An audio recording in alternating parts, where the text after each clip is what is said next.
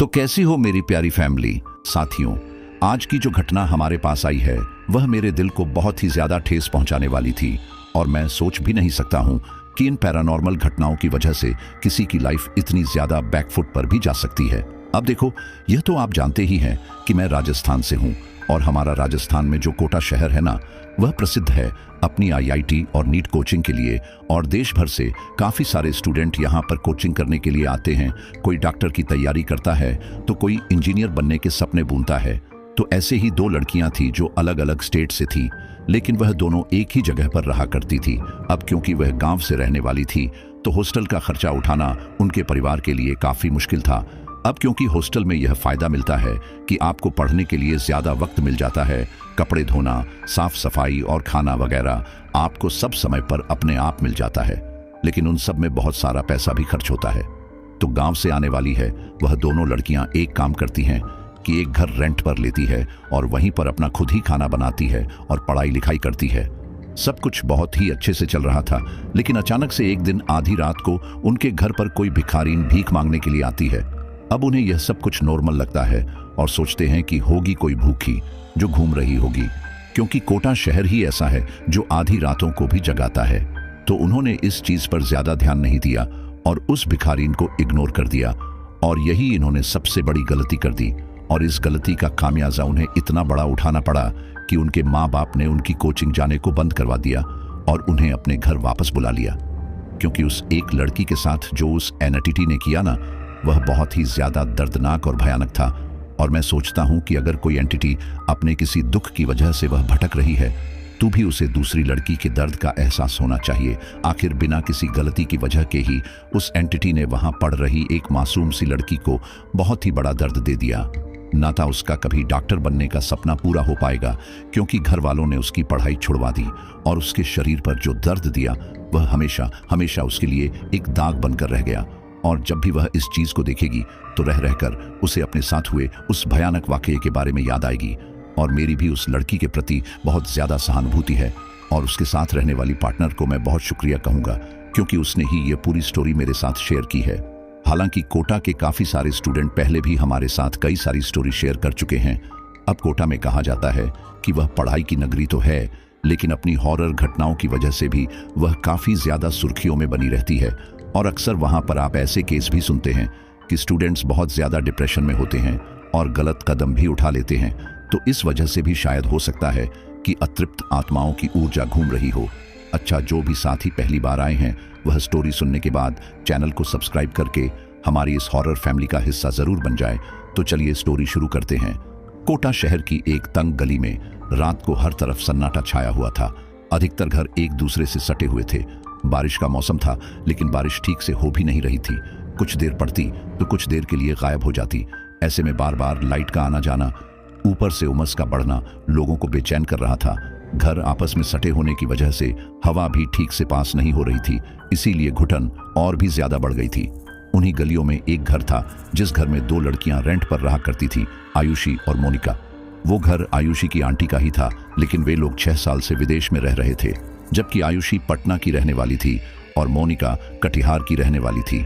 दोनों ही लड़कियां नीट की तैयारी के लिए कोटा गई थीं। हॉस्टल में उन्हें ज्यादा सुविधा नहीं लगी, इसीलिए उन्होंने आयुषी की आंटी का घर रेंट पर ले लिया। दोनों एक साथ एक ही कोचिंग में पढ़ती थी। उस रात भी वे दोनों अलग अलग रूम में बैठकर पढ़ रही थी। घर ज्यादा बड़ा नहीं था, नीचे 2 कमरे और ऊपर एक कमरा ही था और फिर सबसे ऊपर जाकर टेरेस था। रात का लगभग 1 बज चुका था, लेकिन आयुषी और मोनिका का ध्यान अभी भी पढ़ाई पर ही था, क्योंकि अगले दिन कोचिंग में टेस्ट था।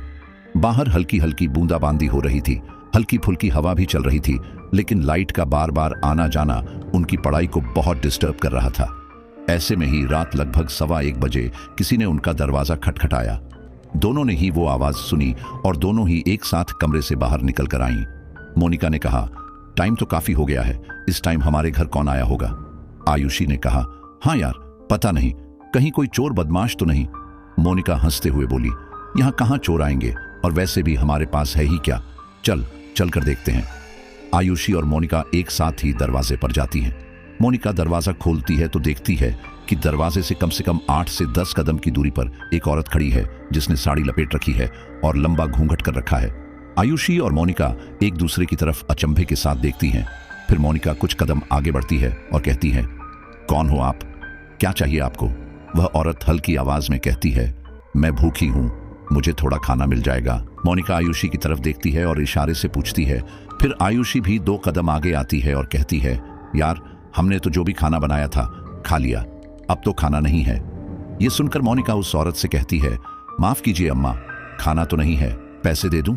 वह औरत कुछ देर शांत रहती है, फिर कहती है, लौंग के 5 दाने दे दो। यह सुनते ही आयुषी और मोनिका सोचते हैं कि आखिर यह औरत लौंग के दाने क्यों मांग रही है। लौंग यानी कि मसाले जो कि सब्जियों में पड़ती है। मोनिका कहती है, लौंग के दाने, वही ना जिन्हें हम सब्जियों में डालते हैं? वह औरत हाँ में सिर हिलाती है। फिर एकदम आयुषी कहती है, माफ कीजिए अम्मा, लौंग के दाने तो घर में नहीं है। वह औरत कहती है, बेटा एक बार घर में देख लो, शायद कुछ दाने पड़े हों। फिर अचानक बारिश पड़ने लगती है और बारिश भी तेजी के साथ आती है। मोनिका भीगने लगती है, इसलिए वापस चौखट पर जाकर खड़ी हो जाती है और आयुषी को भी पीछे करती है। उन दोनों को घर में जाता देख वो औरत भी उनके करीब जाती है और कहती है, लौंग के दाने दे दो। अब मोनिका और आयुषी को अजीब लगता है कि जब हमने मना कर दिया कि लौंग के दाने नहीं है तो ये औरत हमसे अब क्यों मांग रही है। बारिश तेजी के साथ होने लगी थी तो मोनिका थोड़ा झल्ला जाती है क्योंकि उसे अपने टेस्ट की भी चिंता थी। ऐसे में उस औरत का जिद करना मोनिका को बिल्कुल भी अच्छा नहीं लगता। वह गुस्से में कहती है, अम्मा कहाँ ना, लौंग नहीं है, जाकर किसी दूसरे घर से मांग लो। इतना कहकर मोनिका आयुषी का हाथ पकड़कर उसे अंदर ले जाती है और उस औरत के मुंह पर झट से दरवाजा बंद कर देती है। मोनिका की इस हरकत से वह औरत काफी आहत होती है। उसे गुस्सा आता है। उसे ऐसा लगता है जैसे मोनिका ने उसकी बेइज्जती कर दी। वह गुस्से में अपने दांत भी चनती है और एक बार फिर दरवाजा खटखटाती है, लेकिन मोनिका दरवाजा नहीं खोलती। मोनिका आयुषी से कहती है, अरे इनका यही काम है, चल जाकर सो जाते हैं, हमें सुबह उठना भी है।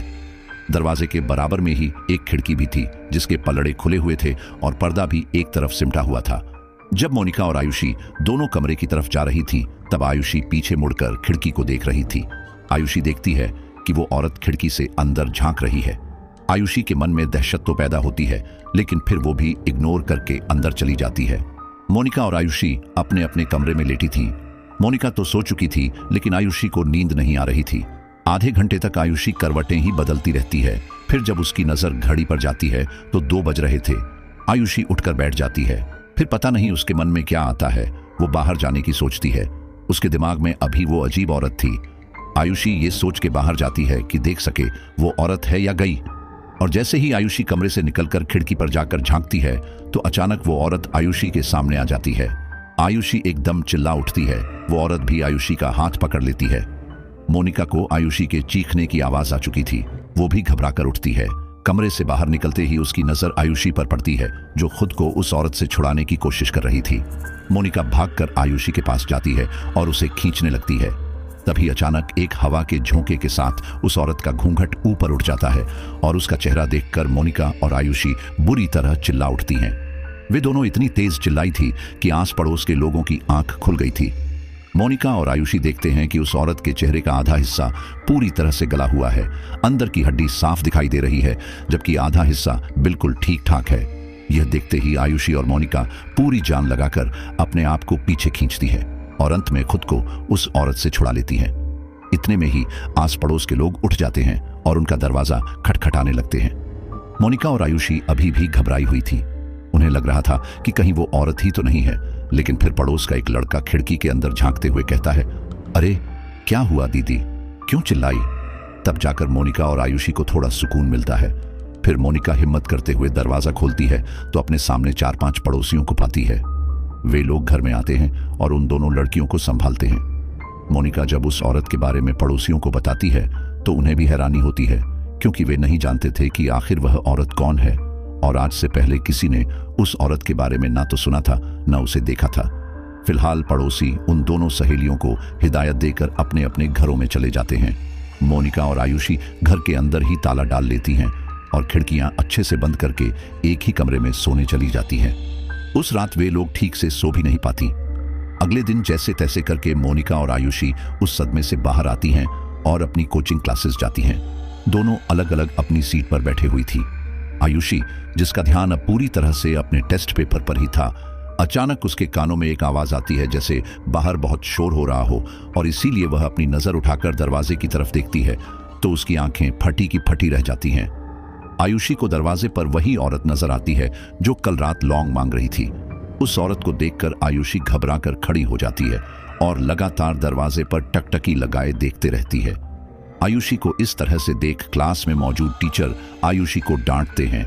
आयुषी, क्या बात है, कोई परेशानी है क्या? बाहर क्या देख रही हो? आयुषी एक नजर टीचर की ओर देखती है और फिर उन्हें बताने ही वाली थी कि तभी वह औरत गायब हो जाती है। आयुषी बस दरवाजे की तरफ हाथ का इशारा करके ही रह जाती है, कुछ बोल नहीं पाती। फिर उसे लगता है कि यह बात यहां बताना ठीक नहीं है, इसलिए वह टीचर से सॉरी कहकर दोबारा अपना पेपर लिखने लगती है। मोनिका भी उसी क्लास में बैठी थी। वह आयुषी के चेहरे को देखकर समझ जाती है कि आयुषी शायद रात वाली बात से डरी हुई है। क्लासेस खत्म होने के बाद आयुषी और मोनिका मिलते हैं। मोनिका आयुषी से पूछती है, आयुषी, तुझे उस समय क्या हो गया था जब तू पेपर लिख रही थी? तब आयुषी मोनिका को बताती है, यार, मैंने उसी औरत को देखा था, वह हमारी क्लास के बाहर खड़ी थी। मोनिका हैरानी से कहती है, क्या? वो भला यहाँ क्यों आएगी? और वो यहाँ नहीं आ सकती, बाहर गार्ड खड़े रहते हैं। आयुषी कहती है, हाँ, यही तो मुझे भी समझ नहीं आ रहा। पता नहीं मेरा वहम था या मुझे वह औरत सच में दिखाई दी थी। मोनिका कहती है, तेरा वहम ही होगा, इतना मत सोच, और वैसे तुझे कल रात उस खिड़की के पास जाने की क्या जरूरत थी? आयुषी कहती है, यार, मुझे ठीक से नींद नहीं आ रही थी, बार बार मेरा ध्यान उस औरत पर ही था। मैं बस झांकने गई थी कि वो औरत चली गई या नहीं, लेकिन तुमने देखा कि वह कितनी अजीब थी, जिद कर रही थी। मोनिका कहती है, हाँ, इसीलिए तो मुझे उस पर बहुत गुस्सा आया। आयुषी और मोनिका बातें करते हुए सड़क पर जा रही थी। तभी मोनिका ऑटो रोकती है और वे दोनों अपने रूम पर जाने के लिए निकल जाते हैं। उनका ऑटो एक सुनसान सोसाइटी के पास से गुजरता है जहां आसपास कोई भी दिखाई नहीं दे रहा था। ऐसे में आयुषी, जो कि ऑटो में सबसे किनारे बैठी थी और साइड मिरर में देख रही थी, कि अचानक उसे एक बार फिर वही औरत दिखाई देती है जो बहुत तेजी के साथ इनके ऑटो के पीछे दौड़ती हुई आ रही है। यह देखकर आयुषी एकदम घबरा जाती है और मोनिका का हाथ पकड़ लेती है।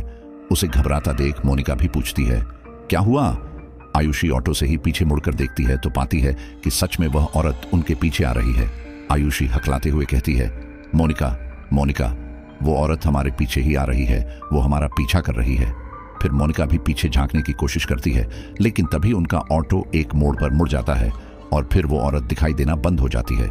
मोनिका कहती है, आर यू श्योर? तुमने उसी औरत को देखा था? हो सकता है तुम्हारा वहम हो, पीछे कोई और औरत आ रही हो। आयुषी कहती है, नहीं बाबा, मैं सच कह रही हूँ, वही मटमैली सी साड़ी थी और वैसे ही घूंघट था, और अगर कोई दूसरी औरत भी होती तो वह हमारे ऑटो के पीछे भाग क्यों रही थी? मुझे तो लगता है मोनिका, वह हमारा पीछा कर रही है। मोनिका आयुषी को समझाते हुए कहती है, डोंट वरी, बस घर आने ही वाला है। वे लोग अपनी गली के बाहर उतरते हैं। मोनिका अच्छे से अपने चारों तरफ देखती है। कहीं कोई नजर नहीं आ रहा था क्योंकि दोपहर का समय था, ऊपर से गर्मी का मौसम था। सभी लोग अपने घरों में थे। वे दोनों अपने घर जाती हैं, नहाती धोती हैं और फिर खाना बनाने लगती हैं। खाना बनाते बनाते आयुषी मोनिका से कहती है, यार, मैं अच्छा खासा पापा से कह रही थी कि हॉस्टल ही ठीक है, कोचिंग से थके हारे आओ, फिर रूम पर आकर खाना बनाओ, बहुत ज्यादा थक जाते हैं। मोनिका कहती है, हाँ वो तो है, लेकिन यार, इसमें हमारे पैसे भी तो बच रहे हैं। जैसे तैसे करके मम्मी पापा कोचिंग करा रहे हैं, यही बहुत बड़ी बात है। वे दोनों आपस में बातें कर ही रहे थे कि एक बार फिर किसी ने उनके दरवाजे पर दस्तक दी। दरवाजा 3 बार खटखटाया गया था। मोनिका कहती है, मैं देख कर आती हूं, तू कुकर का ध्यान रखना। मोनिका जैसे ही दरवाजा खोलती है तो सामने किसी को भी नहीं पाती। वह घर से बाहर निकलकर देखती है तो आसपास भी कोई नहीं था। मोनिका आवाज भी लगाती है, कौन था, लेकिन कोई उत्तर नहीं मिलता।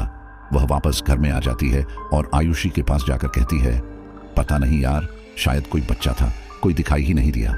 फिर आयुषी कहती है, मोनिका, कहीं वो औरत। आयुषी अपनी बात पूरी भी नहीं कर पाती।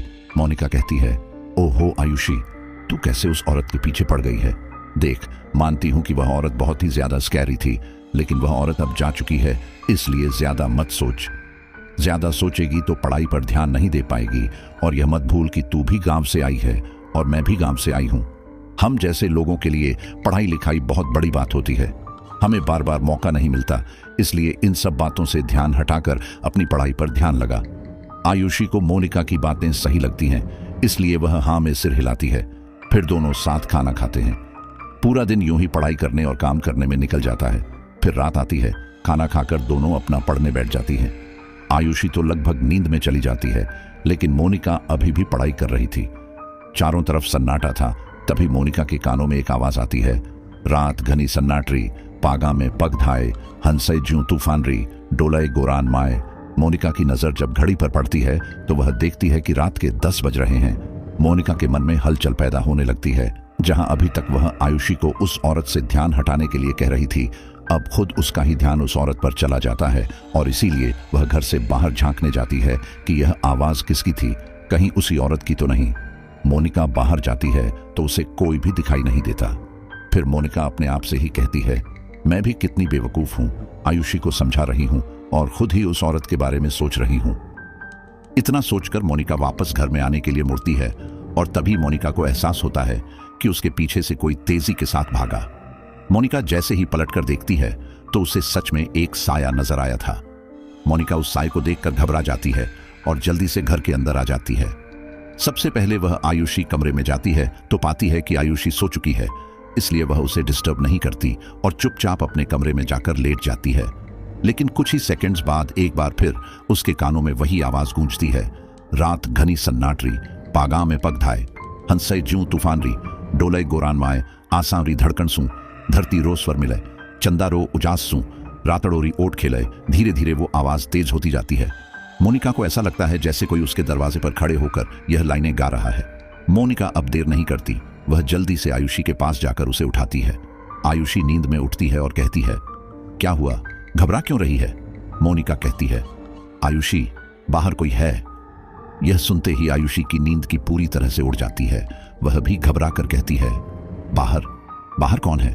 जब उसकी नजर घड़ी पर जाती है तो 10:30 बज रहे थे। मोनिका घबरा कर कहती है, पता नहीं, थोड़ी देर पहले किसी ने दरवाजा खटखटाया था और फिर उसके बाद मुझे एक गाने की आवाज आने लगी। ऐसा लग रहा था कोई हमारे दरवाजे पर ही खड़े होकर गीत गा रहा है। आयुषी कहती है, चलो चलकर देखते हैं। मोनिका कहती है, हाँ, मुझे अकेले जाते हुए डर लग रहा था, इसीलिए मैं तुम्हें उठाने आई हूं। वे दोनों दरवाजा खोलती हैं और सामने उसी औरत को पाती हैं। इस बार उस औरत के हाथ में एक थाली थी। वो औरत थाली आगे बढ़ाते हुए कहती है, खाना दे दो। लेकिन आयुषी और मोनिका उस औरत को देखकर डर जाते हैं और जल्दी से दरवाजा बंद कर लेते हैं।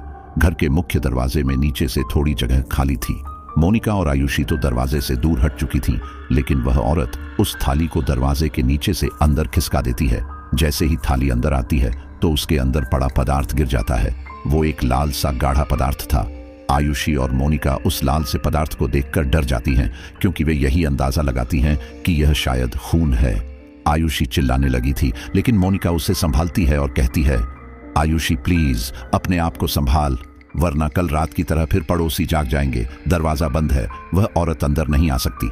आयुषी दरवाजे पर टकटकी लगाए देखती रहती है और अंत में उसे यह एहसास होता है कि सच में वह औरत अब अंदर नहीं आ सकती। लेकिन यह उनकी बहुत बड़ी गलतफहमी थी। वे दोनों सोच भी नहीं सकती थी कि थाली का अंदर आना कितना बड़ा रहस्य था। कुछ देर में जब आयुषी शांत होती है तब मोनिका आयुषी से कहती है, आयुषी शांति के साथ बैठ जा, कुछ नहीं है। वह औरत गुस्से में होगी इसलिए वापस आई थी, अब जा चुकी है, तू बैठ, मैं ये साफ कर देती हूँ। लेकिन आयुषी मोनिका से कहती है, ये सब क्या है, इसे साफ मत कर, मुझे तो कुछ और ही मामला लगता है। मोनिका कहती है, क्या और क्या मामला? आयुषी कहती है, हाँ, ये खून है। आखिर ये किसका खून है और वो औरत हमारे यहाँ खून लेकर क्यों आई? मोनिका, कहीं वह कोई भूत या चुड़ैल तो नहीं है? आयुषी की इस बात पर मोनिका हंसने लगती है। उस सीरियस मोमेंट में मोनिका की हंसी आयुषी को बहुत चुभती है। वह गुस्से में कहती है, मोनिका, मैं सीरियसली कह रही हूँ, मुझे लगता है कोई और ही बात है और तू हंस रही है। मोनिका कहती है, अरे मुझे इस बात पर हंसी आ रही है कि तू पढ़ी लिखी होकर ऐसी बातों पर विश्वास करती है, हद है। आयुषी कहती है, अरे मैंने कहा ऐसा हो सकता है। हमारे गांव में बहुत सारी कहानियां प्रचलित थी, भूत प्रेत और ऐसी औरतों से रिलेटेड कहानियां भी हैं। तू भी तो गांव से है, वहां पर तो इस तरह की चीजें आम होती हैं, तो क्या तू इन बातों में विश्वास नहीं करती? मोनिका कहती है, नहीं, इन सब बातों में विश्वास करना फिजल है। देख, हम पढ़े लिखे इसलिए नहीं है कि हम इन सब बातों को मानेंगे, और वैसे भी हम फ्यूचर के डॉक्टर हैं। अगर तू यह बात किसी के सामने कहेगी ना तो लोग तुझ पर हंसेंगे या फिर तुझे डॉक्टर मानने से इनकार कर देंगे। तू जाकर कमरे में बैठ, मैं ये साफ करती हूँ। आयुषी चुपचाप अंदर चली जाती है और मोनिका उस खून को साफ करने लगती है। वैसे तो मोनिका खून साफ करने में कपड़े का इस्तेमाल कर रही थी, फिर भी उसके हाथ में खून का कुछ भाग लग जाता है और जहां जहां खून लगता है वहां उसे जलन होने लगती है। मोनिका को यह काफी अजीब लगता है, लेकिन फिर भी वह जल्दी जल्दी खून साफ कर देती है और जाकर जल्दी से अपने हाथ होती है तो पाती है कि उसके हाथ में लाल लाल निशान पड़ गए हैं, जैसे खाल जल गई हो। मोनिका बहुत ही गौर से अपने हाथों की उंगलियों को देखने लगती है और सोचती है कि आयुषी से जाकर बताएं, लेकिन अगले ही पल वह आयुषी को न बताने का फैसला करती है, क्योंकि उसे पता था कि आयुषी काफी डरी हुई है। मोनिका साफ सफाई करने के बाद अपने बिस्तर पर लेटी ही थी कि तभी उसे ऐसा एहसास हुआ जैसे उसके बिस्तर के नीचे कोई है, कोई तेज तेज सांसें ले रहा है। मोनिका के मन में दहशत पैदा होने लगी थी। न जाने क्यों उसे आयुषी की तरह घबराहट होने लगी थी। वह धीरे धीरे अपने बिस्तर पर लेटे लेटे ही नीचे झांकने लगी। जब उसने नीचे देखा तो उसे कुछ भी दिखाई नहीं दिया, लेकिन तभी उसकी मेज से किताबें अपने आप गिरने लगी और मोनिका घबराकर नीचे गिर गई। मोनिका की नजर जब किताबों पर गई तो उसने देखा कि किताब भी नीचे गिरकर अपने आप ही खुल रही है और पन्ने हवा में उड़ रहे हैं। यह देखकर मोनिका बुरी तरह सहम गई। उसने अपने मुंह पर हाथ रख लिया। उसकी आंखें फटी की फटी रह गई कि यह क्या हो रहा है। वह आयुषी को आवाज लगाना चाह रही थी, लेकिन उसके मुंह से आवाज निकल ही नहीं रही थी। यहां तक उसकी सोचने समझने की क्षमता भी खत्म हो चुकी थी। वह खड़ी भी नहीं हो पा रही थी। अचानक सब कुछ शांत हुआ। सारी किताबें अपने आप बंद होकर जमीन पर रुक गईं और फिर एक के ऊपर एक सारी किताबें मोनिका के सिर पर आकर गिरने लगी। मोनिका को इससे काफी चोट लग रही थी और फिर अंत में उसकी चीख निकल गई। मोनिका की चीख सुनकर आयुषी की आंख खुल गई। वह भी घबरा कर बैठ गई। फिर उसे एहसास हुआ कि यह आवाज तो मोनिका की थी। उसने बिना देरी किए मोनिका के कमरे में जाने की सोची। देखा तो दरवाजा बंद था। आयुषी ने दरवाजा खटखटाया, लेकिन मोनिका न तो दरवाजा खोल रही थी और ना ही कुछ कह रही थी। आयुषी लगातार दरवाजा पीट रही थी। अब उसे डर लगने लगा था। वह सोच रही थी कि कहीं मोनिका के साथ कुछ गलत ना हो जाए। आयुषी लोग से अंदर झांकने की कोशिश करती है और आवाज लगाती है, मोनिका, मोनिका, दरवाजा खोलो। मोनिका, क्या हुआ? आयुषी काफी मशक्कत के बाद दरवाजा खोलने की कोशिश करती है तो दरवाजा खुल जाता है। जब वह अंदर जाती है तो देखती है कि मोनिका जमीन पर बेहोश पड़ी है। आयुषी मोनिका को उठाने की कोशिश करती है, लेकिन वह उस समय नहीं उठती। रात काफी हो चुकी थी। उसे समझ नहीं आता कि वह अकेले यह सब कुछ कैसे मैनेज करे। फिर वह पड़ोसी के घर में जाने की सोचती है और यह सोचकर ही बस कमरे से बाहर निकल रही थी कि तभी मोनिका को होश आ जाता है। वह दर्द से कराहने लगती है। मोनिका को होश में आता देख आयुषी तुरंत मोनिका के पास जाती है और उसे संभालती है। आयुषी मोनिका को बिस्तर पर लेटाकर पूछती है, मोनिका, क्या हुआ? तुम बेहोश कैसे हो गई थी? तबीयत ठीक नहीं है क्या? मोनिका कहती है, हाँ, शायद तबीयत खराब हो गई। पानी, मुझे पानी चाहिए। आयुषी जल्दी से मोनिका को पानी पिलाती है। मोनिका आंखें बंद करके लेट जाती है। आयुषी काफी देर मोनिका के करीब बैठी रहती है। वह कभी उसके हाथ दबाती तो कभी पैर। मोनिका को छूने से पता चल रहा था कि शायद उसे फीवर है, इसीलिए आयुषी उसे एक फीवर की टेबलेट भी दे देती है। जब आयुषी को लगता है कि रात गहराने लगी है तो वह मोनिका से कहती है, अच्छा मोनिका, तुम आराम करो, मैं भी सोने जाती हूँ। अगर किसी चीज की जरूरत हो तो मुझे बता देना। आयुषी जब कमरे से बाहर जा रही थी तब वह कमरे में एक चीज नोटिस करती है कि आयुषी की किताबें जमीन पर गिरी हुई हैं। वह पलटकर मोनिका से पूछती है, मोनिका, ये किताबें तुमने जमीन पर क्यों रख रखी है? लेकिन अगले ही पल मोनिका गहरी नींद में जा चुकी थी। मोनिका आयुषी की बात का कोई जवाब नहीं देती।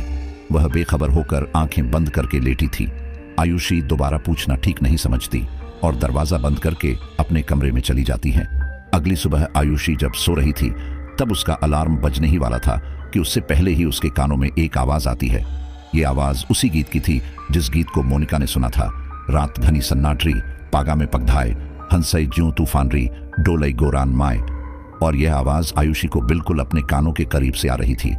उस आवाज को सुनते ही आयुषी तुरंत उठकर बैठ जाती है तो पाती है कि उसके सिरहाने मोनिका बैठी है और गीत गा रही है। मोनिका के हाथ में एक रूबिक क्यूब है जिसे वह सॉल्व कर रही है। मोनिका की आवाज भी थोड़ी बदली सी लग रही थी, लेकिन आवाज का कुछ हिस्सा मोनिका का ही था। आयुषी तुरंत मोनिका से पूछती है, मोनिका, तुम यहाँ इतनी सुबह? आयुषी का अलार्म भी तभी बज उठता है और आयुषी एकदम उछल जाती है। मोनिका अजीब ढंग से आयुषी की ओर देखती है और कहती है, क्या हुआ? डर क्यों गई? अलार्म ही तो बजा है। आयुषी कहती, हाँ, वो नींद में थी ना, लेकिन तुम मेरे कमरे में क्या कर रही हो? मोनिका कहती है, क्यों?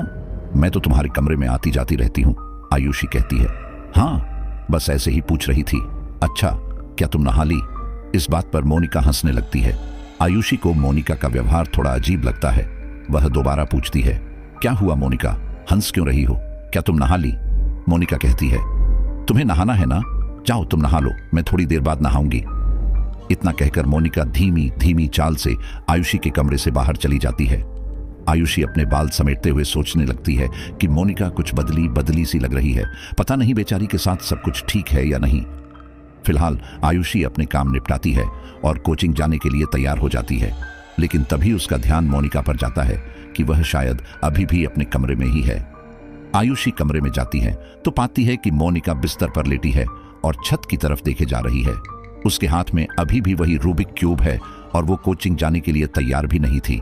आयुषी मोनिका से पूछती है, मोनिका क्या हुआ, क्या तुम आज कोचिंग नहीं चलोगी? मोनिका छत की ओर देखते देखते ही कहती है, नहीं।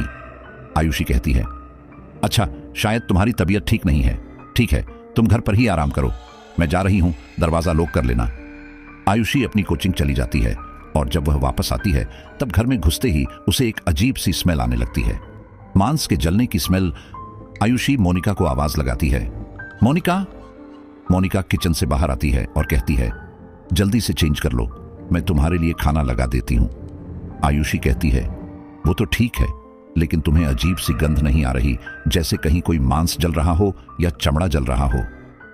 मोनिका कहती है, नहीं तो मुझे तो कोई गंध नहीं आ रही, तुम शायद बाहर से आई हो इसीलिए। आयुषी भी मोनिका की बात को मान लेती है और अपने कपड़े चेंज करके बाहर आ जाती है। फिर जैसे ही मोनिका उसके लिए कटोरी में सब्जी लेकर आती है, आयुषी हैरानी से आंखें फाड़ कर रह जाती है। अचानक उसे उल्टी सी आने लगती है और वह तुरंत बाथरूम की ओर भागती है। मोनिका कहती है, अरे आयुषी, क्या हुआ, क्या हुआ? लेकिन आयुषी भर भर के उल्टियां करती है। जब उसे ठीक महसूस होता है तो वह गुस्से में बाहर आती है और मोनिका से कहती है, मोनिका, ये क्या बदतमीजी है? क्या था वो? मोनिका पूछती है। क्या? आयुषी कहती है, खाने में क्या था? मोनिका कहती है, खाने में मटन था, और क्या था? आयुषी गुस्से में चिल्लाती है, मोनिका, तुम्हारा दिमाग तो ठीक है, तुम घर में मांस लेकर आई हो और वो भी बकरे का। मोनिका कहती है, अरे तुम इतना गुस्सा क्यों कर रही हो? मांस तो मांस है, बकरे का हो या इंसान का हो। इंसान का मिल नहीं रहा था तो बकरे का ही सही।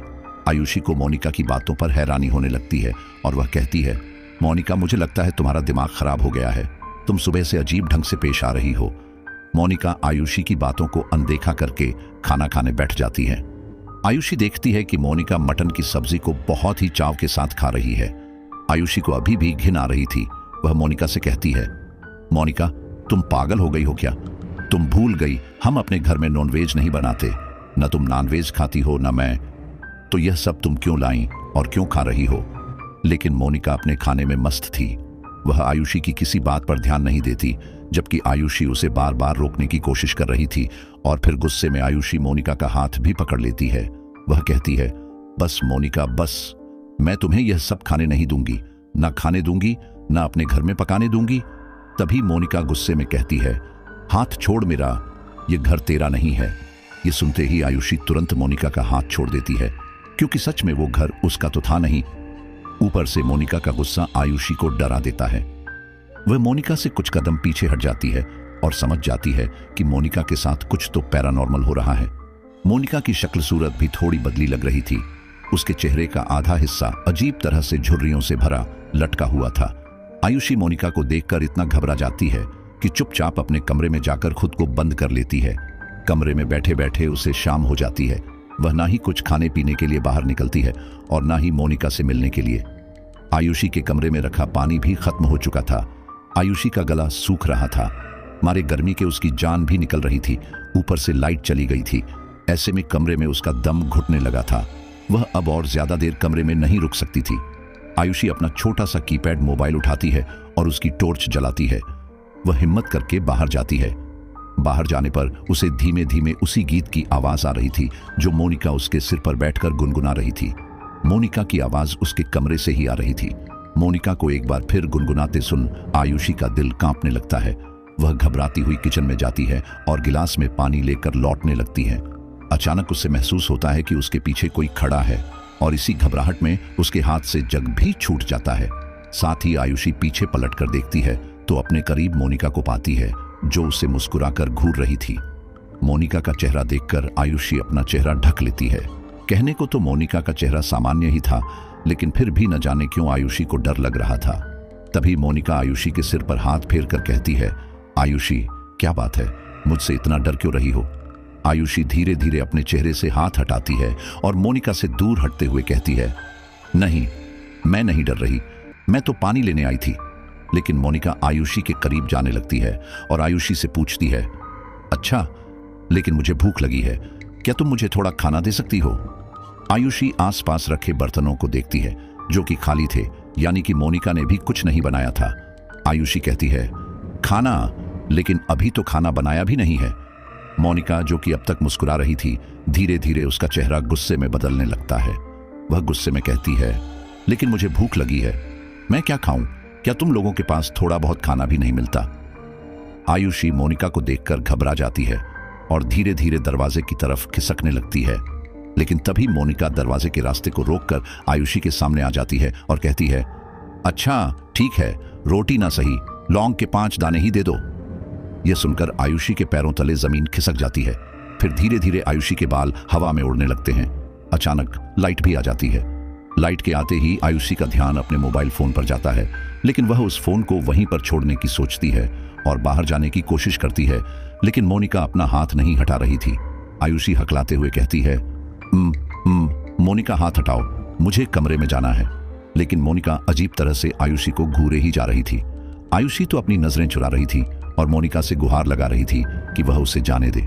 आयुषी कहती है, मोनिका देखो, मुझे पढ़ना है, तुम्ही ने तो कहा था हम सब यहाँ पढ़ने आए हैं, ये सब फिजूल की हरकतें मत करो, मेरी बात मानो, तुम भी जाकर पढ़ लो, हमारे माँ बाप ने हमारे लिए काफी पैसा खर्च किया है।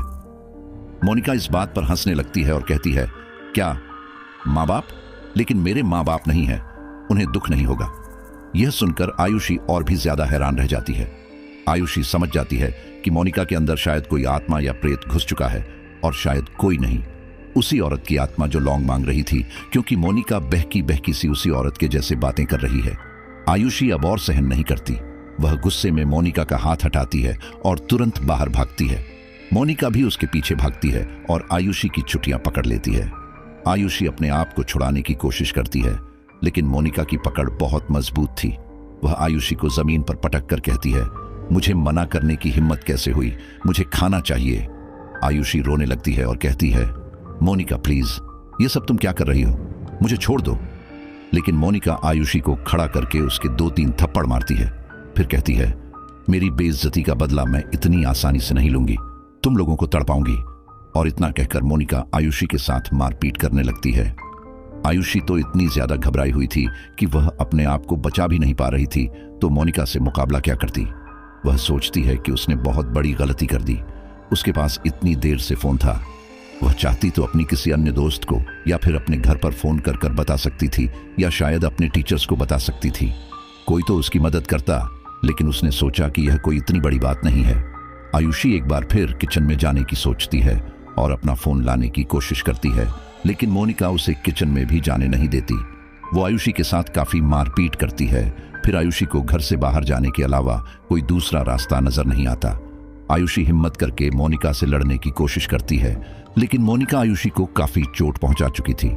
काफी मशक्कत करके आयुषी घर से बाहर तो निकल जाती है, लेकिन उसे समझ नहीं आता कि अब वह क्या करे, किससे मदद मांगे। रात का 9 बज रहा था। गली में 1-2 लोग चल फिर तो रहे थे, लेकिन आयुषी घबराई हुई थी। उसका घबराया हुआ चेहरा देखकर एक आदमी जो उसी गली में रहता था, वह आयुषी से पूछता है, क्या हुआ, इतना घबराई हुई क्यों है, सब ठीक तो है? आयुषी उस आदमी को कुछ बताने ही वाली थी कि उसकी नजर दरवाजे पर जाती है जहां से मोनिका आयुषी को घूर रही थी, और यह देखते ही आयुषी जल्दी से एक घर में घुस जाती है। घर में जाते ही वह देखती है कि वहां पर सभी लोग खाना खा रहे हैं। वो पड़ोसी भी आयुषी को जानते थे।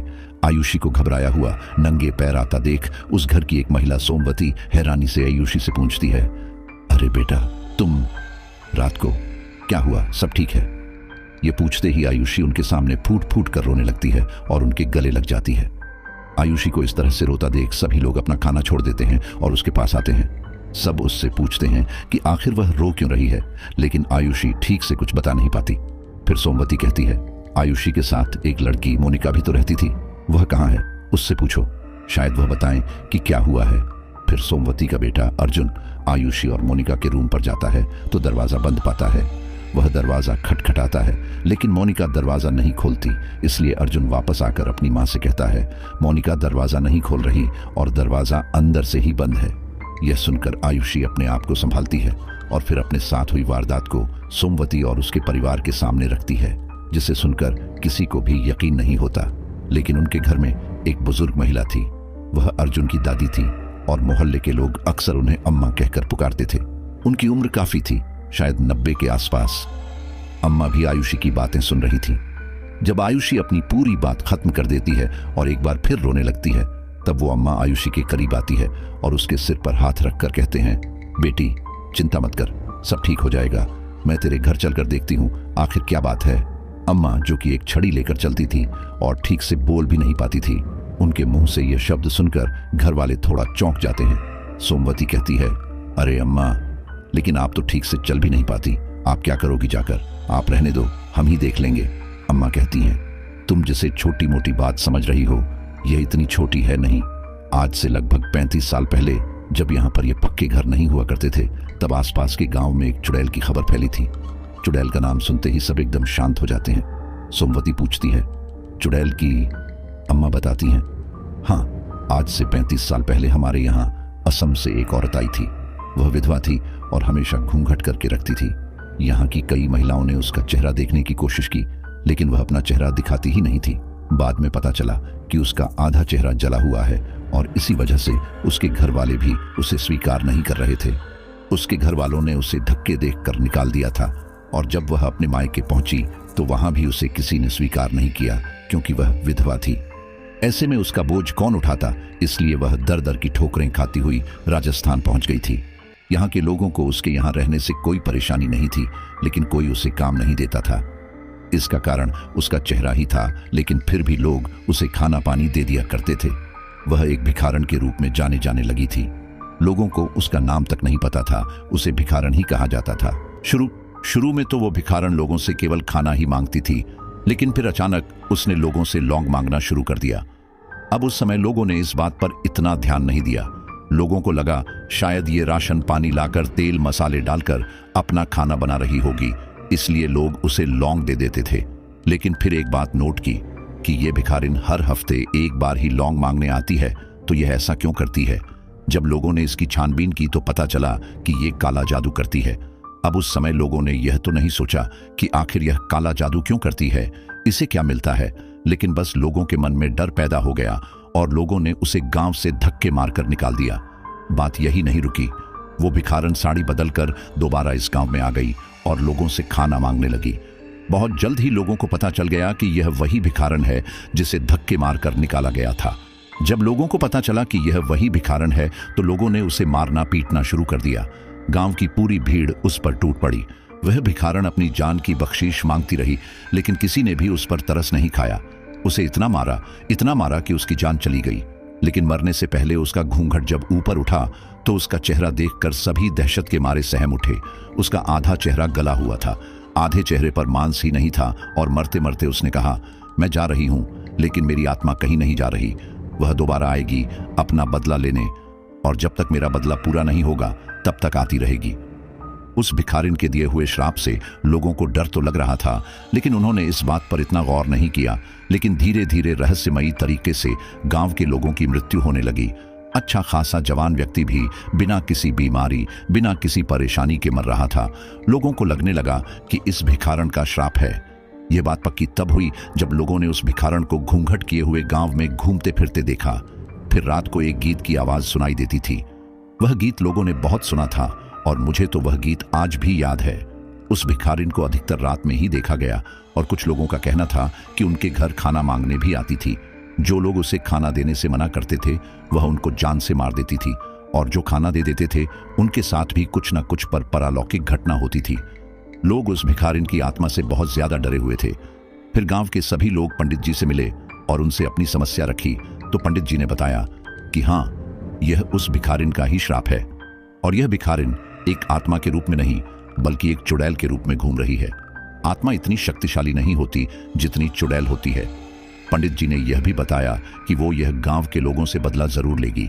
इसके उपाय में उन्होंने गांव को बाधित कर दिया था ताकि यह गांव श्राप मुक्त हो सके। पंडित जी ने सभी को लोहे का एक अभिमंत्रित टुकड़ा दिया और सबको कहा कि अपने अपने घरों के आंगन में दफना दो, ऐसे वह औरत तुम्हारे घर कभी नहीं आएगी। सभी लोगों ने ऐसा ही किया। फिर उसके बाद उस भिखारिन की आत्मा दिखाई देना बंद हो गई। फिर धीरे धीरे यह जगह विकसित होती गई और आज तुम लोगों के सामने है। सोमवती ने पूछा, लेकिन अम्मा, जब सब लोगों ने अपने घरों को बाधित कर दिया था तो फिर वो भिखारिन दोबारा कैसे आ गई? हो सकता है कोई भिखारिन ही यहाँ घूम रही हो। तभी आयुषी कहती है, अम्मा, आप कह रही थी आपको वह गाना याद है जो भिखारिन गाया करती थी। क्या आप वो गाना मुझे सुना सकती हो? क्योंकि मेरी सहेली भी एक गीत गुनगुना रही थी। इसके बाद अम्मा वही लाइन गाती हैं जो उनके समय में वो भिखारिन गाती थी। रात घनी सन्नाटरी, पागा में पगधाए, हंसई जूं तूफान री, डोले गोरान माए। यह सुनने के बाद आयुषी घबरा कर कहती है, अम्मा, क्या क्या सच में यह वही गीत है? अम्मा कहती हैं, हाँ बेटा, यह वही गीत है। आयुषी कुछ देर बुरी तरह सहम जाती है। वह अम्मा के बताए हुए इतिहास में चली जाती है और इमेजिन करने लगती है कि उस समय क्या हुआ होगा। और फिर आयुषी पूछती है, अम्मा, इस गाने का क्या मतलब है? तब अम्मा कहती हैं, गहरी रात के सन्नाटे में तेजी से कदम बढ़ाती है, उसकी हंसी तूफान जैसी गूंजती है और वह गोरों के बीच डोलती है। इन लाइनों का मतलब भी हमें तब पता चला जब रहस्यमयी तरीके से गांव में लोगों की मौत होने लगी। उस भिखारिन की नफरत का शिकार गोरे लोग हुआ करते थे।